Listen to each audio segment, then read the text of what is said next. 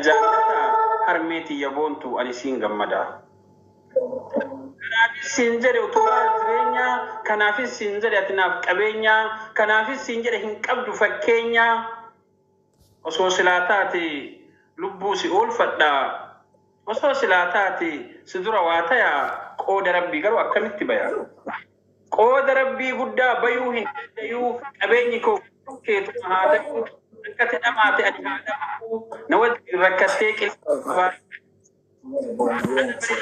إدارة مكان كان كيكو ما كوما تما وما مالو سنجد مال سمدالا وكيل سنجد وف ملك أم بتما كبين أمما نمر ندما أتنرى أم تفكت في تلتس هرمين نمدت يومنا منولتو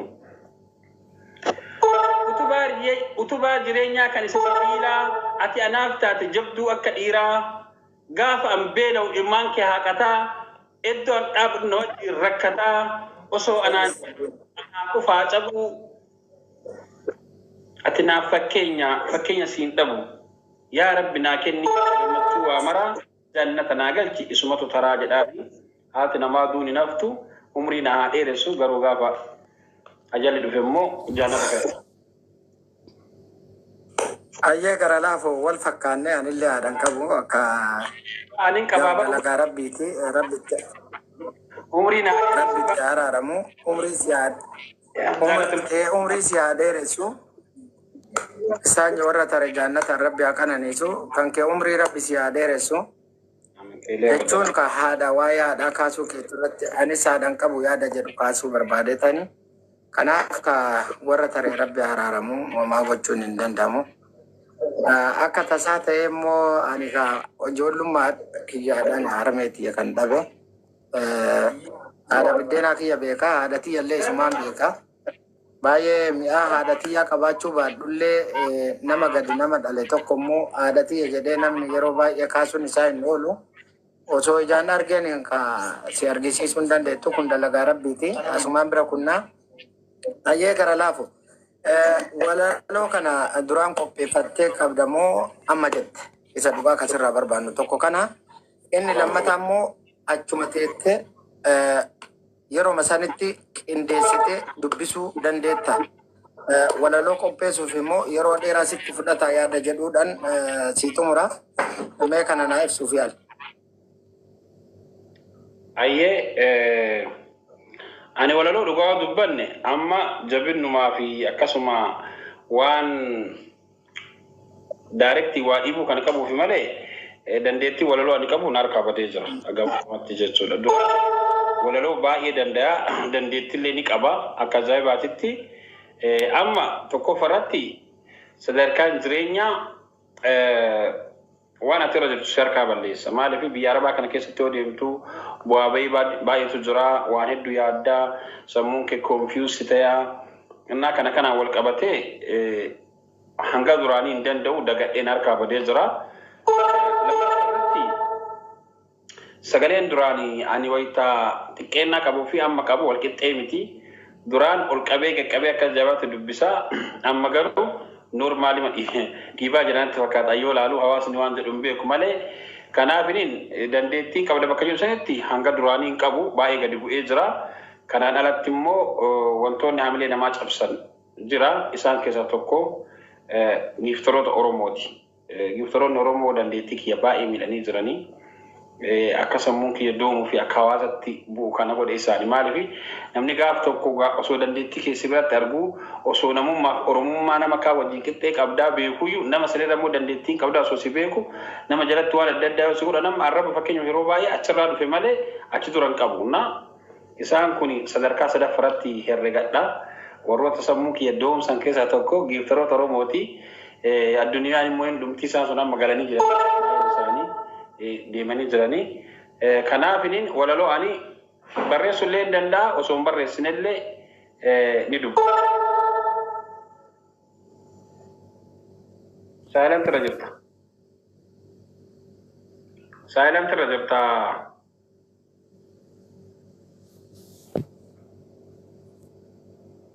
Dhiifama gara laafoo wanti amma ati kaafte kun gaafii keenya keessa ture walirratti qabdee nu deebifta jedhee osoo yaadu gidduudhaan itti cabsite eega kaaftee yeroo baay'ee giiftaroonni Oromoo kunii fi tiiktokarri warri geemii taphatan geemariin Oromoo baay'inaan ni jiru. Yeroo baay'ee namoonni marra duraa taphatanii marra lammataas illee akkasuma wallaaluudhaan waan ol filatu fakkaata. Akka nama biyya kana keessa jiru tokkotti illee yeroo baay'ee argaa jirta. Baay'inaan geemarri kun kan taphatamaa jiru baay'inaan ijoollee Kaayirooti. Isaan wajjin walitti dhufeenyi akka Oromootti isin qabdan jira. Mee akkami walitti dhufeenyi ijoollee geemirra jiran kana fakkeenyaaf nu geemiidhaan out of geemiidha. Geemii kana baay'ee irraa hin beeknu. Kanaaf akka nama geemara tokkotti akka ijoollee Oromootti wanti isin walitti dhufeenya qabdan jira. Wanti waliin isin mari'attan. Akkasuma yeroo qabdanii yeroo sii qabnee sii kana mootu akka ati jireenya kan kee ittiin fooyyessituuf waan akkasii kana wanti isin walitti dhufeenya qabdan jira. Fakkeenyaaf Mubaarak Musammaa kaasuu dandeenya, Abbaa Abdii kaasuu dandeenya, Aslii Muhammad kaasuu dandeenya, akkasuma Maakiin faanti jiranii isaan kanaan walitti dhufeenya ati qabdu maal fakkaata? Ayee Nuraddiin keenya gaabii kana osoo deebisuu baadhillee baay'ee natti tola. Sababni isaa maal beektaa? Sodaaf osoo hin taane uummata hin qabne irratti yaada kennuun ni ulfaata.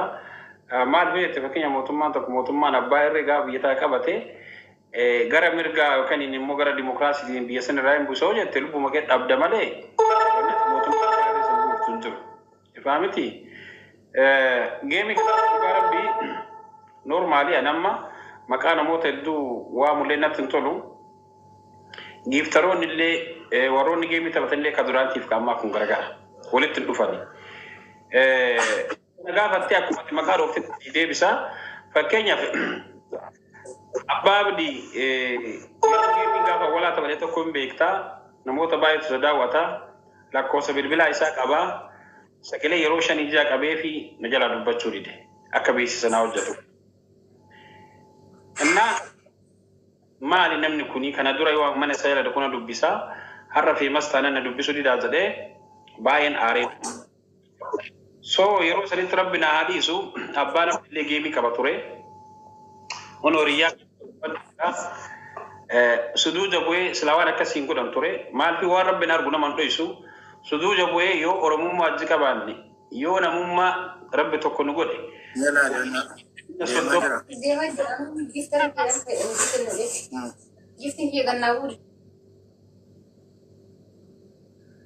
Warra addunyaa kana jiran hunda isaaniitu abbaa abdii bira yoo godhe abbaan abdii haamilee keenya cabse rabbi haamilee isaa cabsu jedhee suduuja gara galee wallaahi rabbi natti saayidii suduuja bu'ee rabbi kadhadhe.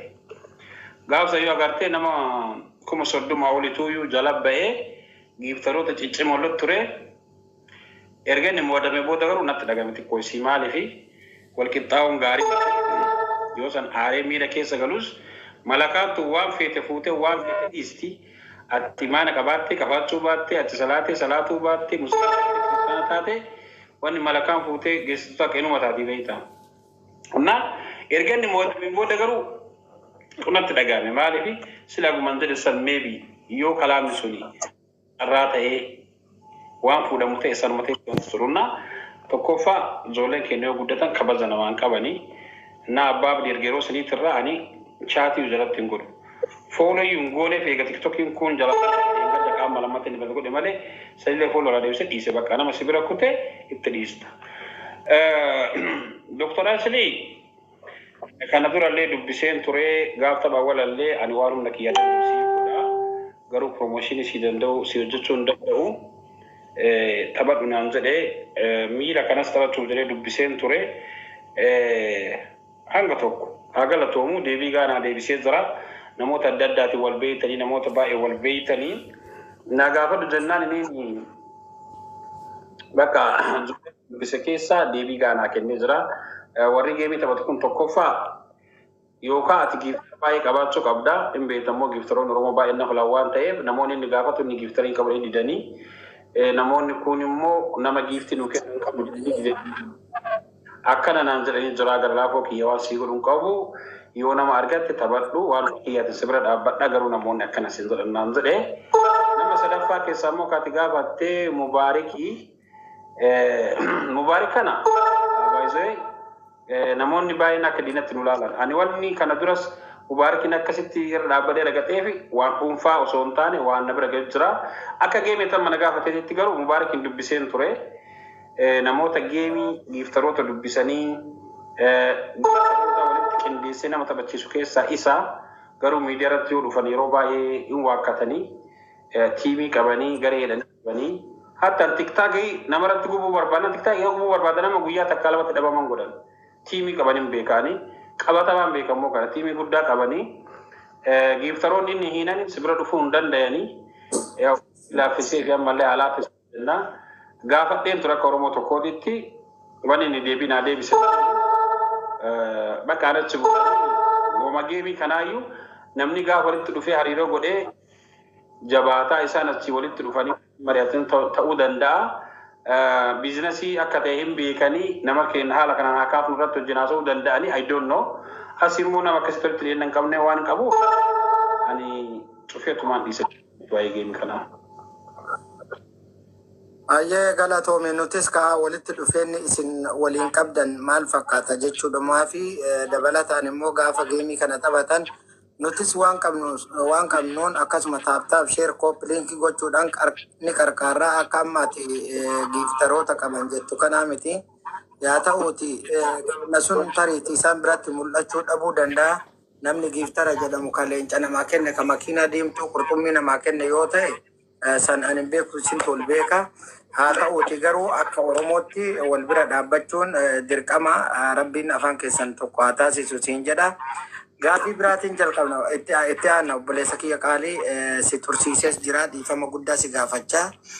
Mee gara laafoon jireenya biyya kanaa keessatti chaalenjii baay'ee dabarsee haa ta'uuti gaaris haa ta'u badaas gama mee gara laafoon warra horatee jira akkamii gaaffii jettuun itti akka yennu mee kanarratti maal jetta gara laafu? Gara laafa warra horatee jira gaaffii gara soora darbina hawaasa biratti illee ayyee gaaffii kana irra darbinaa gara laafoon jireenya biyya kanaa keessatti yaaka namni ni nyaatanii dhugaa jireenya ni barbaada jaalalti ni qabdi jaalalti si qabdee beeti biyya kana keessatti akkam si godhaa turtee tana irra hin darbu. Jaalalli qabdi kan jedhuu fi kan nyaatu ka dhugu hundaa ni qabdi garuu jaalalli sun akkaataa qabdi beektaa. Namni tokko mallaqaaf nama jaalata namni tokko immoo bareedumsaaf nama jaalata namni tokko immoo biraa miti sababa faayidaa dhuunfatiif nama jaalata. I don't know. Akka namoota kaanii ol baasuu sirbuu kaan gochuu baadhus normally I don't know. Jecha qabuuf namoonni akka biyya kanaatti osoo hin taane akkuma jireenya kiyyaatitti nama kabaja guddaa qabuuf jaalala jechuun wal jijjiisutti beekamni keenya yeroo baay'ee fedhiidha sun fedhii foonii jedhama. Jaalala addaa nama qabuuf jira kabaja guddaa. Fedhii foonii adda suni jaalalli maal akka ta'e qabanamni akka haadha kiyyaatitti akka obboleettii kiyyaa akka faamilii kiyyaatitti nama kabaja guddaa qabuuf jira. Garuu namoonni keenya yeroo baay'ee yoo os baastee irratti sirbinii yoo hangana tanas jaaladhaa hangas tanas kabajan jedhanii hin beekanii kanaafin fedhiinsi qaba kan jedhuuf ara fedhiinsa kan qabaa warri beeku na haa beeku fedhii ajaa'ibaa kana na qabasanuu. Garuu immoo nama jaalattu qabdaa kan jedhu fedhii jaalala taane akka namummaatitti nama namummaa akka jedhamu san isa dhugaa isa onni irraa akka seenatitti ilaalu jira. Ayyee galatoomii nutis yoo jaalattee ka qabaattu taate gamuma miidiyaa keenyaa kanallee ta'u haala mijeessinee gaa'ela cimaa dachii biyya kana keessatti sochoosu. Sigoona yaada jedhurraayi tariitii yoo qabaanillee rabbi siifaa baasu jennaa dabalataan gaafin biraa